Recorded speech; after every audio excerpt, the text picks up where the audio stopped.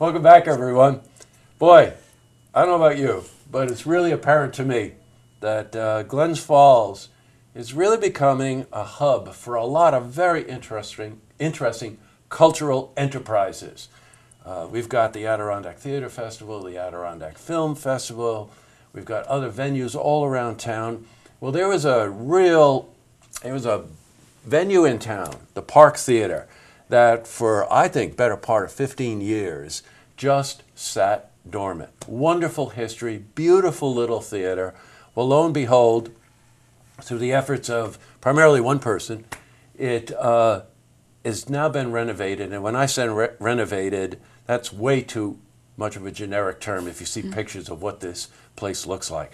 And joining me today is the new executive director for the Park Theater. This is Susan Siplon. Welcome, Susan. Very nice to have you. And the managing director, Bridget Dunigan. Welcome, Bridget. Thank you. Very nice to have you here. My wife and I first moved here 15 years ago, I think. We'd go down Park, and it was just sitting there, and it was in terrible shape. Right. And we drove by last week. We had to stop the car. I mean, the place is absolutely stunning. Yeah. Let's talk a little bit about the history and about the reason for taking this project on. So, do you want to take the history? Sure. When was this theater opened, and why was it open? It was first built in 1911. Wow. And it was a vaudeville house. Yeah. And then when silent films came out, it was one of the first places in upstate New York where you could watch a silent film. Mm-hmm. Back then, of course, it was a real combination because films were basically silent, so they even had music in the theater itself, and they always had vaudeville artists and comedians come out in between. You're probably wondering how I know that. I was not alive then. Even I wasn't alive then. You're the executive director. Did you see this coming? Yeah, sure. You did? Good. When did you start? And tell me a bit about what these renovations are. I started with Bridget in January. I had met Elizabeth last year, and Elizabeth Miller, who owns the Park Theater, and we just connected. In my background in music and creating community spaces and art spaces just fit with the timing of this opening. And so really it's just been an exciting journey watching this from the studs and the start to imagining what this could be like, and just the jewels that have been added in the last couple of weeks to make this the most beautiful theater. And it's just an exciting thing. I've seen photos of this.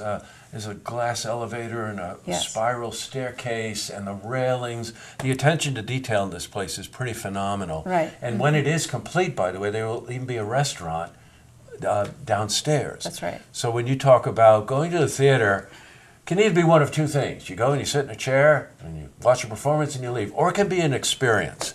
And anybody will tell you, and with your backgrounds, I'm sure you would attest to this, that when you go to a place and it has a certain feel to it, that there's an attention to detail, that the artist picks up on it, the audience picks up on it, and then magic happens because you get that relationship between the artist and the audience. Now, this is going to be a fairly intimate setting. How many seats? Well, it's a flexible seating plan, but when we have it set up in rows of chairs, it's going to be around 220. Around 220. I already know the answer to this question, but I'm going to ask you, is set up with a proscenium stage? Yes. That's right. Yes. What size is the stage? It's a pretty decent size. It's about, 38 feet across, 18 feet deep. Oh, that's a real nice size for that that size venue. And they were telling me also before we went on air, all set up, state-of-the-art sound, state-of-the-art lighting.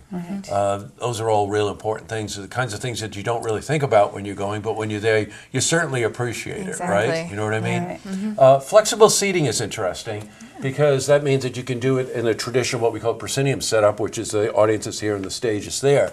But if you want to take those seats out, if you want to put tables in for cabaret, if you want to do it in the round, you can do a lot of those things as even well. banquet tables. Oh, sure. Yeah, right. Got it. Just empty and do a dance. We're doing a swing dance. Oh, I like that idea. So it's just it's fun to play with. I bet. Yeah. Well, it's a blank canvas. Yeah, it's a blank canvas. You know what I mean? So given that it's a blank canvas, you've started to paint. So tell me, the press conference, I think it's the 18th, which is a Wednesday, the 18th. Right.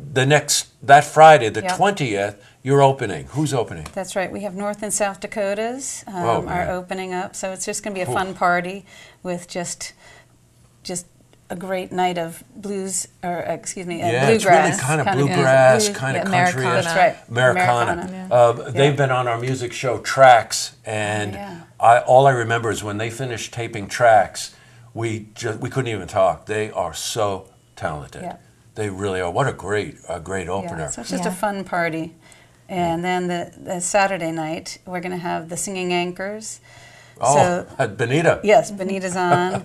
And And Jerry Gretzinger, right? Jerry Exactly, Gretzinger, yeah. yes. That's right. Yeah. Just a little backstory on that one. Singing Anchors, they're both anchors on one of the affiliate networks in Albany, both Jerry Gretzinger and Benita Zahn. And they perform together in kind of a cabaret style, isn't it? Exactly, yep. Really? Okay. Yeah. So would that be set up traditional with seats, or do you think you'd do tables with that? Or? this time we'll do seats. Yeah, this You time we'll do seats. You got to break We in. gotta break in. Yeah, that's Exactly. right. The North and South Dakotas will be standing room. Great. So you can get up and dance. I did a little bit of homework down the road, a piece, not too, I think like a couple of weekends later, Dar Williams is coming. Right. Well, that's a pretty big Yeah, hit for you. She's a big act, and Yes. she's a great performer, singer-songwriter. Right. I toured with Joan Baez. I mean, top quality folk Nice. singer, and it's going to be a spectacular performance. That's June 7th. Oh, it's June 7th. Yes, Oh, I yes. thought it was in May. Yeah. Okay, June 7th. Yeah. A little Yeah. hard for me to plan June Yeah, 7th.